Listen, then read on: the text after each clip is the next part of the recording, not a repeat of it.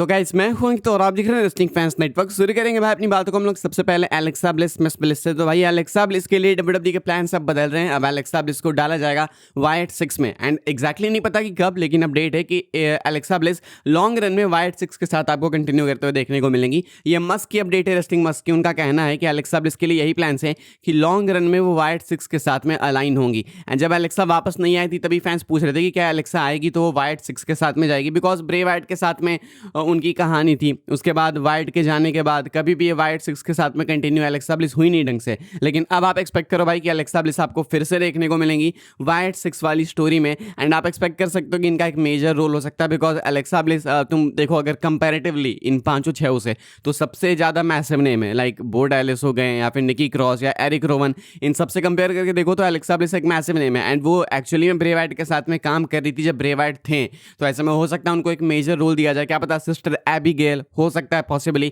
लेकिन इसमें दिक्कत ये है ना कि एलेक्सा ब्लिस फिर इसी चक्कर में फंस के रह जाएंगी। वाइट 6 सही फैक्शन है, ईयरी फैक्शन है, ठीक है, लेकिन वो कहीं ऐसा नहीं है कि बहुत दूर तक जाएगी। इन लोग उसको लंबे टाइम तक सपोर्ट करते रहेंगे।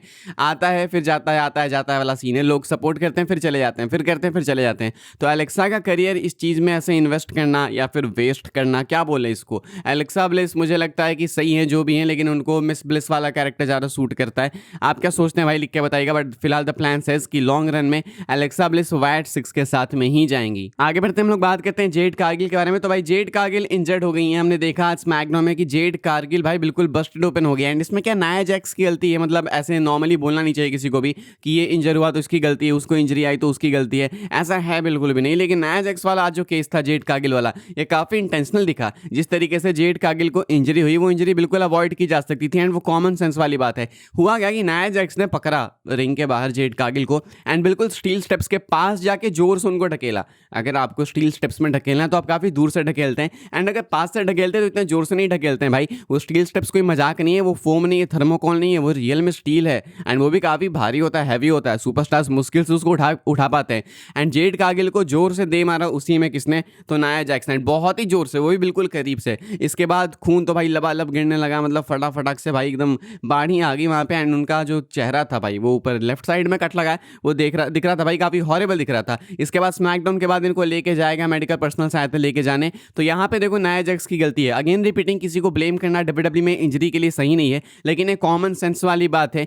सुपरस्टार्स मुश्किल से ही भाई एक दूसरे को पंच भी लगाते हैं आजकल। तो आज तो भाई तुम देखो ऐसे स्टील स्टेप्स के पास बिल्कुल जाके कुछ सेंटीमीटर्स दूर हो, आप जोर से ढकेलोगे तो यही होगा और क्या होगा। तो यहाँ पे लोग ब्लेम कर रहे हैं नाया जैक्स को, and I think they are not wrong भाई।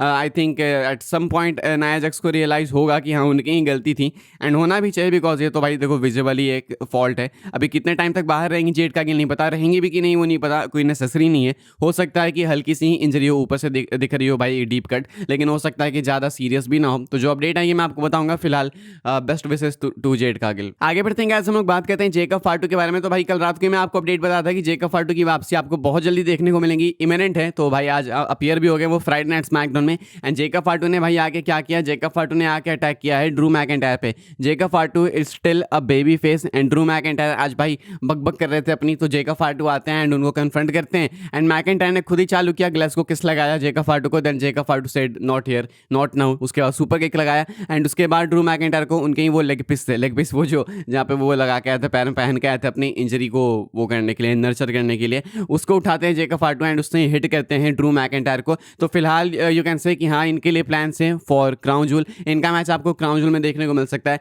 कुछ फैंस को लगा था कि शायद रैंडी ऑर्टन की फ्यूड कंटिन्यू होगी मैकिंटायर के साथ में, बट अभी ऐसा दिख नहीं रहा है। ऑर्टन थे शो में, ऑर्टन थे कोडी को सेव करने। हम लोग चाहते हैं कि कोडी के अगेंस्ट जाए ऑर्टन, बट हर बार भाई ऑर्टन आता है एंड वो कोडी को ही सेव करते हैं। फिलहाल जेकब फाटू एंड ड्रू मैकिंटायर का मैच आप कह सकते हो कि प्लान्स में है for crown joule, and Jacob फाटू is back. Reaction काफी अच्छा मिला इनको, फैंस सपोर्ट भी कर रहे थे, पसंद भी कर रहे थे। अब देखते हैं भाई कि लंबे टाइम तक ये सपोर्ट रहता है या फिर नहीं। आगे बढ़ते हैं गाइस, हम लोग बात करते हैं ऑस्ट्रेलिया की। तो भाई क्राउन जूल होने वाला ऑस्ट्रेलिया से, and Australia is already hyped, Australia is already prepared. मैं आपको दिखाता हूँ भाई, फोटो निकल के सामने आई है ऑस्ट्रेलिया से, एंड आप देख सकते हो कि कौन है पोस्टर पे, बैनर पे। तो Tiffany Staten and Riya replay. हालांकि इनका मैच नहीं होने वाला है, टिफनी स्टैटन का मैच कंफर्म हो चुका भाई कि हमें देखने को मिलेगा अगेंस्ट स्टेफनी वेकर, लेकिन रिया रिप्ली यहाँ पे बैनर पे है। तो आई एक्सपेक्ट कि रिया रिप्ली का भी मैच होगा क्राउन जूल में। लेकिन कितने मैचेस होंगे भाई, एक तो टिफनी वाला मैच कंफर्म हो गया, चैंपियन वर्सेस चैंपियन। कोडी वाला कंफर्म है अगेंस्ट सेथ, वो भी चैंपियन वर्सेस चैंपियन। सीना एंड एज स्टाइल्स कंफर्म है भाई, ये आपको तीसरा मैच हो गया। उसके बाद ड्रू मैकिंटायर जेकब फाटू आपको देखने को मिलेगा, ये चौथा मैच हो गया।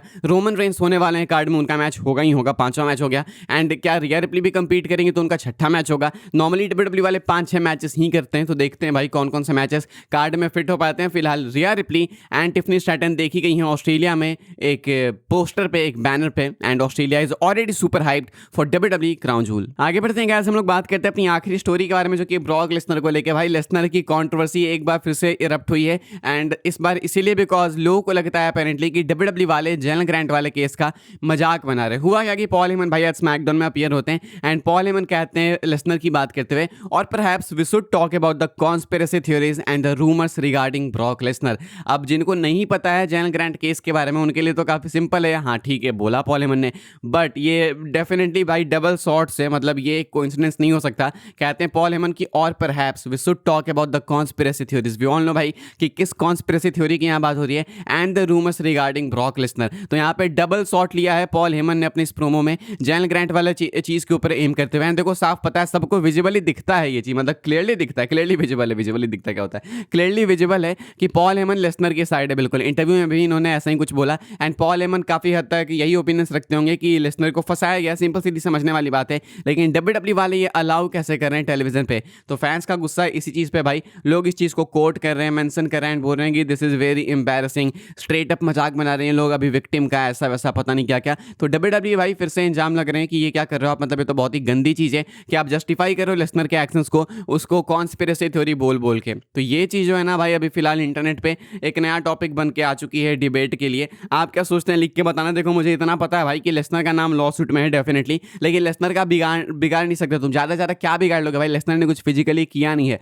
बहुत होगा ना, बहुत वर्स्ट के सीनेरियो होगा तो लेसनर फाइन देंगे, इससे ज्यादा कुछ भी नहीं हो सकता। जो लोग कहते हैं कि लेसनर ने ये कर दिया वो कर दिया, वो कुछ नहीं किया, वो राई का पहाड़ बनाने वाली बात है। हाँ लेसनर का नाम है लॉ सूट में, लेकिन ज़्यादा कुछ होगा नहीं, बहुत होगा तो भाई लेसनर को फाइन देना होगा। एंड शायद इसीलिए डब्ल्यूडब्ल्यू काफ़ी कंफर्टेबल है इन सारे स्टेटमेंट्स को पास करने के लिए। क्या सोचते हैं भाई आप लोग लिख के बताना। लेकिन फिलहाल मेन पॉइंट ये है कि अभी फिलहाल इंटरनेट पे ये एक टॉपिक बन चुका है डिबेट का अगेन, एंड हर कुछ टाइम पे होता है। पिछले अपीयरेंस में लेसनर जब आए थे रसलपलूजा में, तो वहाँ पे कोई एक साइन बोर्ड लेके आ गया था कि वी ऑल नो कि इसको यहाँ पे नहीं होना चाहिए, लेकिन फिर भी यहाँ पे है। तो ऐसी चीज़ें अभी चल रही है, ऐसा नहीं कि खत्म हो गई हैं। फैंस अभी भी लेसनर के अगेंस्ट हैं, बट ये ज़्यादा अफेक्ट करती नहीं है चीज़ डब्ल्यूडब्ल्यू को। फिलहाल गाइस इस वाले वीडियो के लिए सारी अपडेट्स थी। आई होप आपको इन्फॉर्मेशन मिली हो तो वीडियो को लाइक कीजिएगा, शेयर कीजिएगा, एंड सब्सक्राइब कीजिएगा चैनल को, ताकि आने वाले टाइम के अंदर आपको और भी सही डब्ल्यूडब्ल्यू की अपडेट्स वगैरह सबसे पहले देखने को, जानने को मिलते रहे। फॉलो कर सकते हैं आप लोग मुझे इंस्टाग्राम एंड ट्विटर पर, लिंक आपको मिलेगी डिस्क्रिप्शन में। ज्वाइन कर सकते हैं व्हाट्सएप चैनल को, उसके भी लिंक है डिस्क्रिप्शन में। मिलूंगा मैं आपसे अगले वीडियो में जल्दी ही, तब तक के लिए goodbye, thanks for watching.